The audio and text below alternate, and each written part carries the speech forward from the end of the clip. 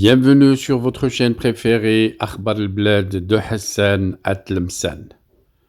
Ce qui se joue aujourd'hui en Kabylie dépasse largement les frontières de l'Algérie. Nous assistons peut-être à l'un des tournants géopolitiques les plus sensibles en Afrique du Nord depuis des décennies. La proclamation d'indépendance de la Kabylie n'est pas un simple acte symbolique. C'est un séisme politique, un défi historique lancé à un régime militaire algérien déjà fragilisé, isolé et sous surveillance internationale. Vous me direz en commentaire, selon vous, Alger peut-elle encore contrôler la situation? Nous commençons par le comportement du régime militaire. Cette panique de tout un système vis-à-vis de la déclaration de l'indépendance de la Kabylie. Le premier réflexe du régime algérien n'a pas été le dialogue, il a été la répression, la diabolisation, la criminalisation. Mais pourquoi? Tout simplement parce que le régime militaire algérien ne sait exister que par la contrainte. Depuis 1962, ce pouvoir a toujours nié les identités non arabes, il a toujours confondu État et caserne, il a toujours gouverné par la peur et non par le droit. Face à la Kabylie, Alger adopte toujours la même stratégie, nier le problème, puis frapper fort. Mais aujourd'hui, cette méthode ne fonctionne plus. La Kabylie est devenue un dossier juridique, pas une fantaisie, car contrairement au discours officiel algérien, la question kabyle n'est pas une invention étrangère, elle repose plutôt sur le droit des peuples à disposer d'eux-mêmes, des violations documentées des droits humains, une répression culturelle, politique et linguistique continue.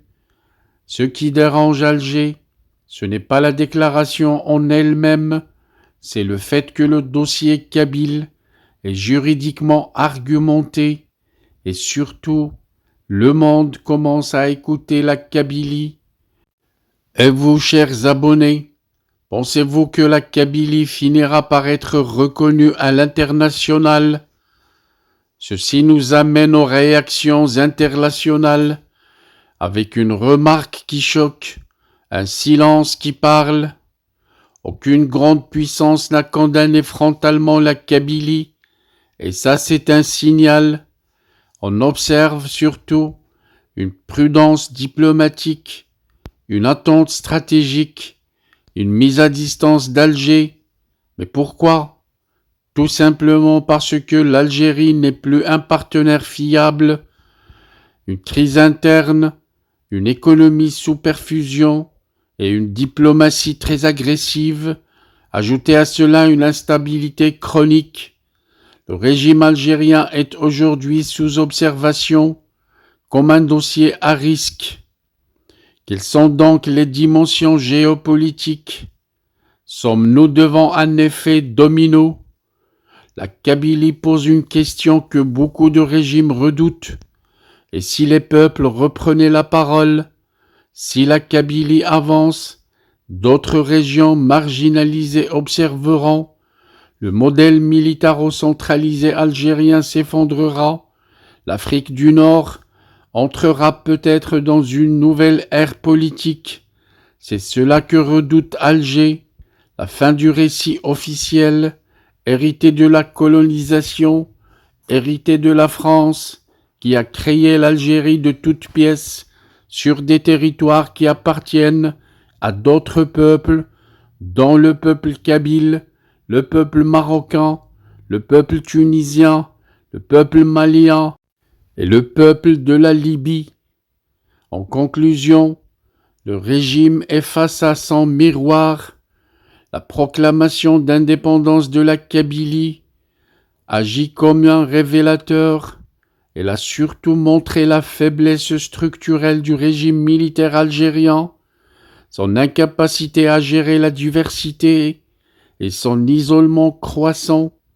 Ce n'est plus seulement une affaire kabyle, c'est une question de démocratie, de droit et de vérité historique. Si cette analyse vous a éclairé, n'oubliez pas de vous abonner si vous ne l'êtes pas encore, cliquez sur j'aime et surtout, partagez cette vidéo et laissez vos commentaires pour enrichir le débat. Votre soutien est essentiel. Merci pour votre attention et à la prochaine analyse, le prochain live, la prochaine vidéo.